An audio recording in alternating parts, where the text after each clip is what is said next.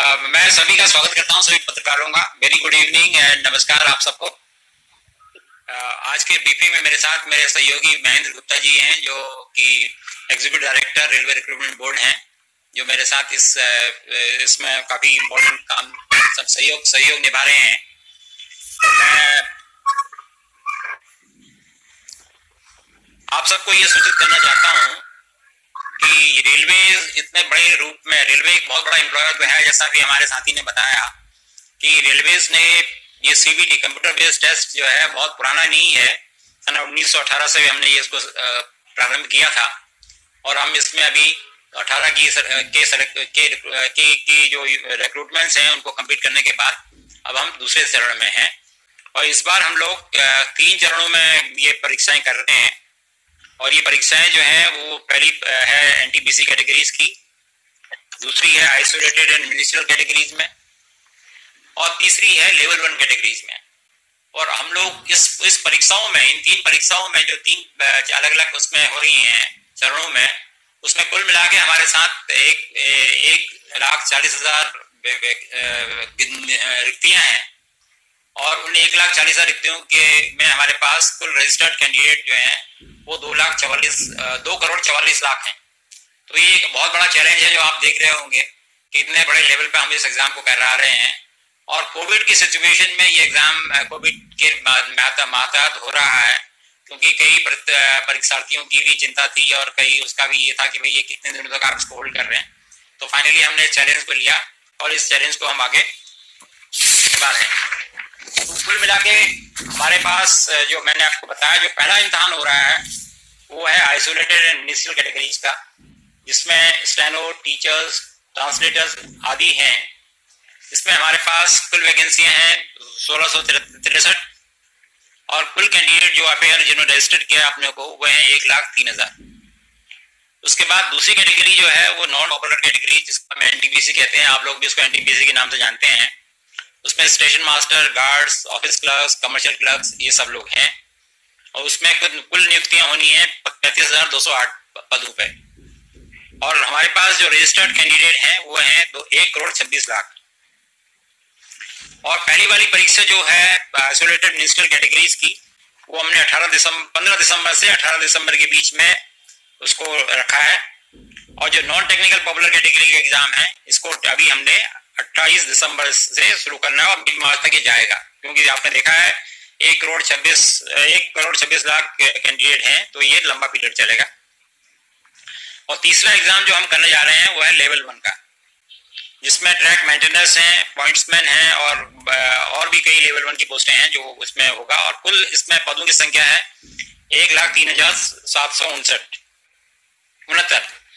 और कुल मिला के इसमें कैंडिडेट हैं जो रजिस्टर्ड हुए हैं 1,15,00,000। और इनका सीबीटी हमने अप्रैल में प्लान किया है। अभी टेंटेटिव प्लानिंग है, वो आपको आगे हम इसकी सूचना दे देंगे। पूर्व में जैसा अभी चल रहा है, हम एडवांस में सारी चीजें आपके संज्ञान में ले आएंगे।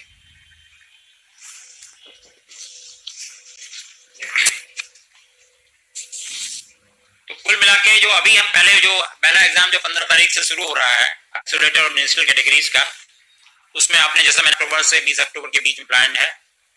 हम 15 अक्टूबर से 20 अक्टूबर के बीच में। हाँ, अच्छा, हम लोग जो है इसमें कोविड-19 गाइडलाइंस को स्ट्रिक्टली फॉलो करेंगे। और हमने इसमें कैंडिडेट को उनके एग्जाम सिटी, डेट के बारे में, उनकी ट्रैवल अथॉरिटी के बारे में 5 दिसंबर से उनको लिंक भेज दिया है इसके बारे में, सो दैट उनको ये सारी सूचनाएं पूर्व में हो कि वो किस सिटी में उनका एग्जाम होगा।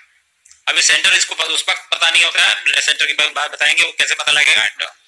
और डेट एंड डाउनलोडिंग का ये वो अपना ट्रैवल डॉक्यूमेंट जो है, जैसे SC/ST कैंडिडेट होते हैं उनको हम लोग पासेस देते हैं, तो वो अपने ट्रैवल डॉक्यूमेंट 5 दिसंबर से डाउनलोड कर रहे हैं। और जो ई-कॉल लेटर्स हैं वो हम आज 11 तारीख को 4 बजे से वो उनको ई-कॉल लेटर भी आज डिस्पैच करना शुरू कर देंगे।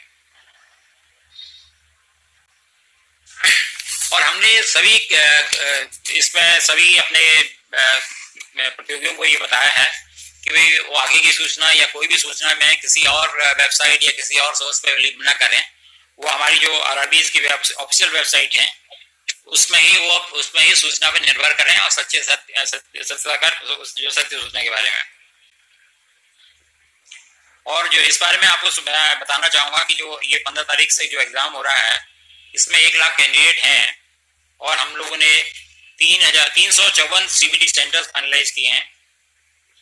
और ये कैंडिडेट जो है लार्जली इनको सबको आइदर उसी शहर में, अब उसी प्रदेश में, या जहाँ पे मिनिमम ट्रेवल इन्वॉल्व हो वहाँ पे हमने इनको अकोमोडेट किया है। तो हमारा प्रयास पूरा ये है कि कम से कम लोगों को डिस्टर्बेंस हो और लोगों को कोई तकलीफ ना हो। ये एग्जाम 2 शिफ्ट में होंगे, 120 मिनट के, 90 से 120 मिनट के। हाँ सॉरी, ये जो जनरल कैंडिडेट है उनको 90 मिनट का समय मिलेगा, और जो विज्ञान जो लोग दिव्यांग लोग हैं उनको हम लोग 120 मिनट देंगे। और वो जो है स्क्राइब के साथ वो उनको 120 मिनट मिलेगा। और ये एग्जाम जो है पहली शिफ्ट 9 बजे सुबह शुरू होगी और दूसरी शिफ्ट 1:30 बजे होगी। मैं आपको ये बताना चाह रहा था कि पहली शिफ्ट का गेट ओपनिंग टाइम 9 बजे होगा और गेट क्लोजिंग टाइम 10 बजे का होगा मॉर्निंग में, और एग्जाम 10:30 बजे शुरू होगा।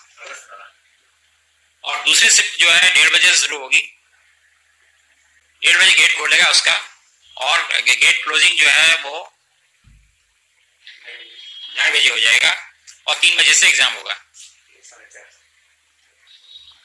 तो अब और अगले स्लाइड में मैं दिखाऊंगा आपको कि कैंडिडेट समय जो 1,25,000 कितना, अच्छा सॉरी, हाँ ये 1,11,917 कैंडिडेट किस तरीके से, किन प्रांतों में किस तरीके से इनका डिस्ट्रीब्यूशन है, वो आपको इसकी जानकारी मिल जाएगी इससे। जैसे उत्तर प्रदेश में सबसे ज्यादा कैंडिडेट है, मेरे ख्याल से मिजोरम में सबसे कम है, या अंडमान निकोबार में सबसे कम है। तो ये इस तरीके से इनका हमारे यहाँ जो एप्लीकेंट है उनका डिस्ट्रीब्यूशन ये है। और सिमिलरली अगले स्लाइड में हम दिखा रहे हैं आपको कि 1,25,88,524 NTPC कैंडिडेट, उनका डिस्ट्रीब्यूशन किस तरीके से है, हम हर स्टेट्स में कहाँ पे उनको है। तो हमारी पहला प्रयास यही है कि जहाँ जिस प्रदेश के हैं वो उनको वहीं पे अकोमोडेट कर सकें। और बहुत बड़ा चैलेंज है कोविड सिचुएशन में इसको कराना, तो उसमें जो कुछ मिनिमल डिस्टर्बेंस, अनअवॉइडेबल डिस्टर्बेंस होगा वही हम चाहेंगे कि प्रतियोगियों को रहे, अन्यथा वो ऐसा नहीं होगा।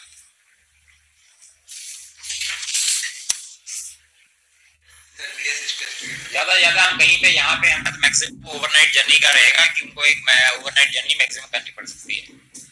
फीमेल और PWD कैंडिडेट जो हैं उनको हमने कोशिश किया है कि वो अपनी होम स्टेट में ही अकोमोडेट हो जाए। तो जो लोग दिव्यांग लोग हैं या जो महिला प्रतियोगी हैं उनको हम लोगों ने उनके गृह प्रदेश में ही समायोजित किया हुआ है। और जैसा मैं पहले बता चुका हूँ कि कुछ अनअवॉइडेबल इंटर स्टेट मूवमेंट होगी, क्योंकि वो जिस तरीके से डिस्ट्रीब्यूशन है कैंडिडेट का, उस वजह से कहीं पे ऐसा रहेगा फैक्टर कि कहीं पे ओवरनाइट जर्नी लोगों को करनी पड़ेगी। और हमने इस मामले में ये कोशिश किया है कि रेलवे की सुविधाएं सदस्यों को मिले, और जहाँ पे हमने अपने जो ट्रांसपोर्टेशन डायरेक्टरेट है उनको उनकी ट्रेवल रिक्वायरमेंट उनको बता दी है, और जहाँ जरूरत पड़ेगी और जहाँ पे वो फिजिबल होगा वहाँ पे हम लोग स्पेशल ट्रेनें उनके लिए चलाएंगे। हमने सभी चीफ सेक्रेटरीज को स्टेट्स में उनके संज्ञान में इस बात को लाए हैं। हमारे अध्यक्ष महोदय ने उनको लिखा है कि वो जो हमारे RRBs हैं, जो रेलवे रिक्रूटमेंट बोर्ड्स हैं, जो रेलवे भर्ती परिषद हैं, तो उनको वो उचित वहाँ लोकल एडमिनिस्ट्रेशन को ये आदेश दें या उनको ये सुझाव दें कि उनको उचित सपोर्ट दिया जाए, और वो उनको जिससे कि स्मूथली ये एग्जाम कंडक्ट हो सके।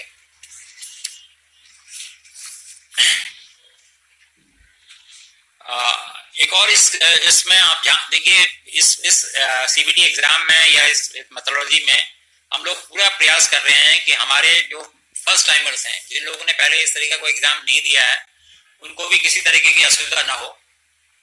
तो हम लोगों ने उन लोगों को एक लिंक प्रोवाइड किया है जहाँ पे वो मॉक टेस्ट जो कर सकते हैं। तो ये मॉक टेस्ट जो है एक्चुअल एग्जामिनेशन से पहले फैमिलियराइजेशन के लिए ये उपलब्ध कराई है सुविधा।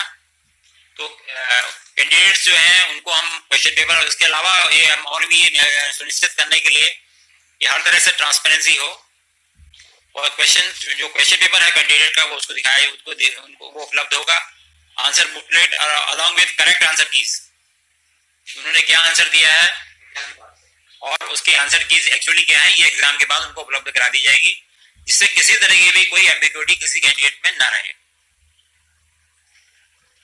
और ये भी हमने उनको सुविधा दी है कि अगर वो कहीं पे उनको किसी चीज में वो सहमति नहीं रखते हैं तो वो करेक्शंस के या कोई करेक्ट उनको लगता है कहीं पे कोई करेक्शंस गलत हैं या कुछ क्वेश्चन है उनके, तो वो अपने ऑब्जेक्शन रेज कर सकते हैं।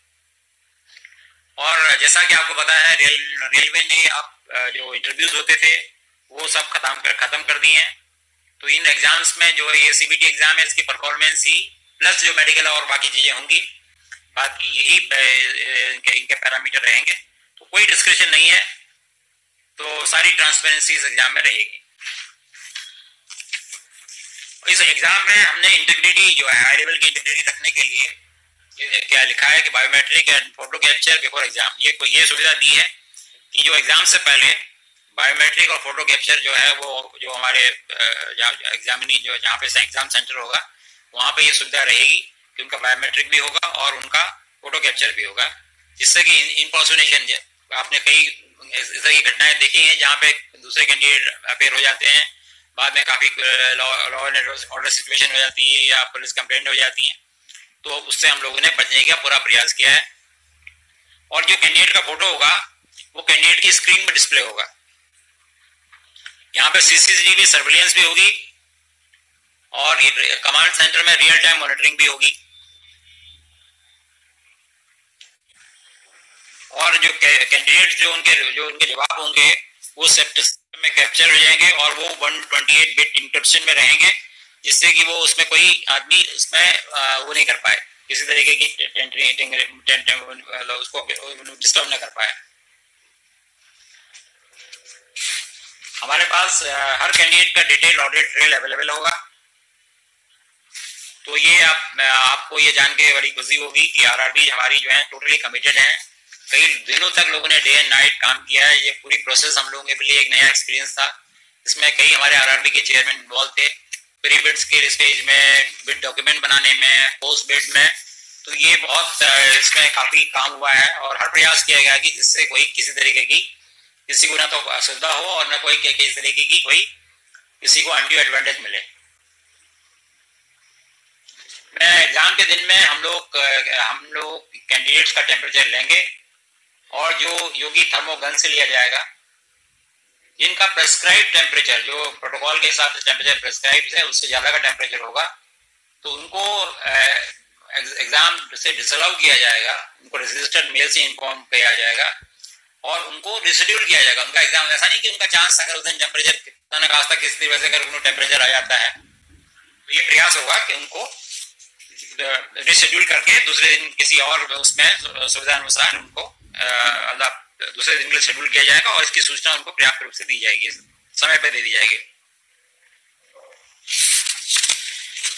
यहाँ इस एग्जाम में कैंडिडेट को फेस मास्क पहनना है, वो अपना फेस मास्क खुद पहनेंगे।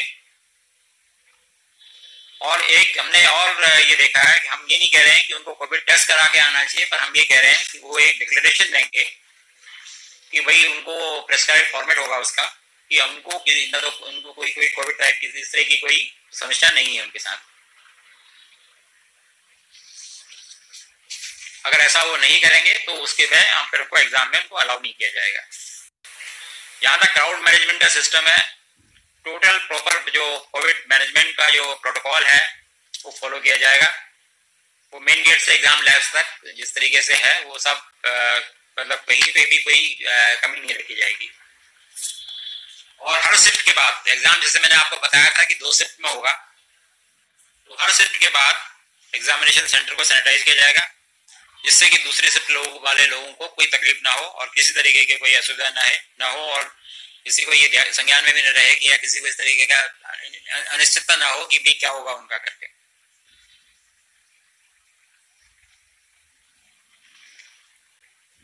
तो इस तरीके से हमने जितने भी रिलेवेंट प्रोटोकॉल्स हैं, गाइडलाइंस हैं, उनको हम लोग 100% कंप्लाई कर रहे हैं।